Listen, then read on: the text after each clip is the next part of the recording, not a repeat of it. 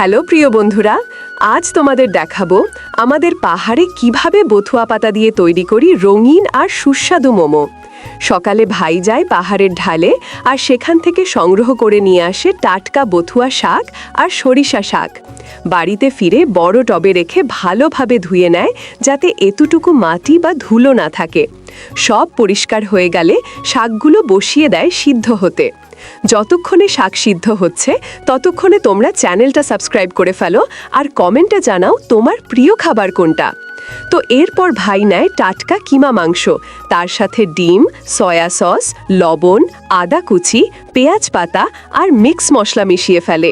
তারপর অল্প গরম তেল দিয়ে সব ভালোভাবে মেখে রাখে। এবার সেই মাংসের মিশ্রণে যোগ করে সিদ্ধ বথুয়া আর সরিষা শাকের কুচি আর সুন্দর করে মিশিয়ে ফেলে। এই মিশ্রণ থেকেই তৈরি হবে আমাদের পাহাড়ি মোমোর পুর। এরপর ভাই নেয় ছোট ছোট ময়দার লেচি, যেগুলোতে আগে থেকেই খাবার উপযোগী রং মিশিয়ে রাখা হয়েছে। তারপর প্রতিটা লেচির ভেতর পুর ভরে আলতো করে ভাঁজ করে বানায় দারুণ সব মোমো। সবগুলো তৈরি হয়ে গেলে ফুটন্ত জলে সিদ্ধ করে যতক্ষণ না একদম নরম হয়ে যায়।